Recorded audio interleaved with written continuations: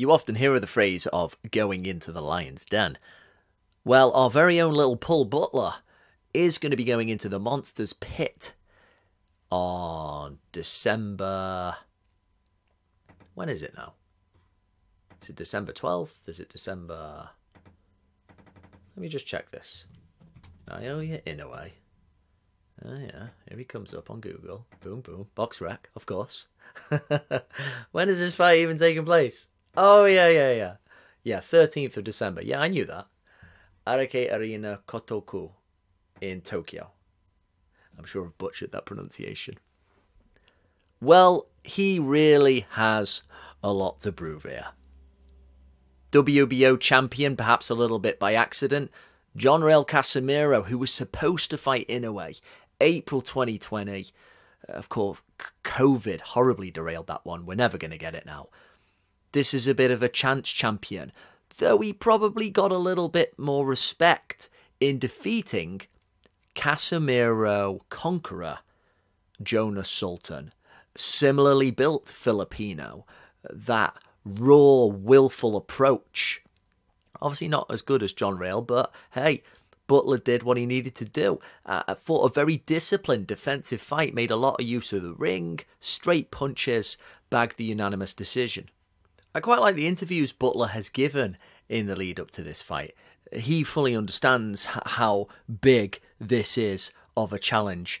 Actually, in particular, he has said that this is the ultimate challenge in boxing.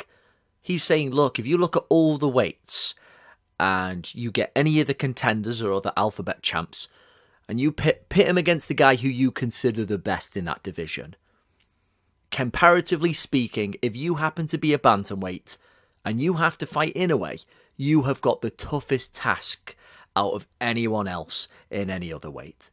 And I basically agree with that. Though I do have Usyk, pound for pound #1 still, on the basis of what he's done at heavyweight, having been undisputed at cruiser, Inoue for me is the most dominant guy in the game right now.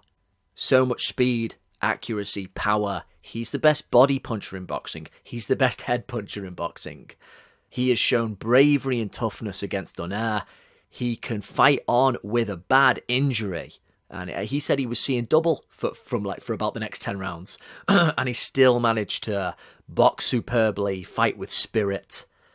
Butler knows this is a hell of a challenge. And I guess in some sense, that's the first step to try and achieve the impossible. So where do you begin to construct a game plan against Inoue? That is going to be the job of Manchester trainer Joe Gallagher. Well, what do you say to Paul Butler here? Here's a guy who's basically got you for everything, it seems on paper. The eye test, common opponents, everything. All exits are closed. No win situation, right? Well, not quite. Miracles can happen in boxing. Maybe if Inoue is a bit over-eager to please, then a very defensive, fighting out of his skin Butler could cause some frustration. And from there, he could perhaps do a little bit more. But when you're dealing with a guy who's just so much more athletically gifted than you, who you feel even if he was having a bit of an off night, he could just erase whatever good work you've done with a well-timed counter, just because he hits so hard with either hand, you think, boy. But then when you factor in the reality of the situation, that Inoue is not a complacent kind of guy, that his own abilities and where he is right now is a reflection of his dedication, the fact that he doesn't underrate people like Butler, then the actual margin for victory has got to be so small for the Liverpudlian that you'd think something like a miracle would have to happen. Inoue would have to get very badly cut, frustrated, a number of things, going off what we know, for Butler to somehow turn the tide. Part of the reason Inoue is so good is that when you combine that pinpoint technique with the athleticism, he's able to capitalise on these really small windows that you shouldn't really be allowed to, that most even decent world champions can't. If you watch that last fight, the rematch with Donaire, the way he just gets him to lead a bit, tempts him in the first round, then bang! He's there with the right hand that Donaire later says is the hardest he's been hit in the head. He is able to just create these opportunities. And it's the easy misconception when you just see the big KOs, you get intoxicated, you go, oh, this guy's just a destroyer. There's so many subtleties to Inoue that allow him to finish you. He's finished opponents in all kinds of ways. He doesn't just barge through the city walls and annihilate the populace. He can pry you open like a surgeon. Or he can get you to make a mistake then capitalize. Or he can get you to lift up an elbow when you don't want to and boom, he hits you in the rib. He seems to bring this amazing intensity and awareness to the ring. That may seem like an odd thing to say for a boxer. You've got to be aware, right? Otherwise you'll get your head knocked off. But I'm talking about degrees here. Most boxers have a bit of a natural ebb and a flow, depending on how tired they are, if they want to clinch, if a tactic's working and perhaps they're getting frustrated.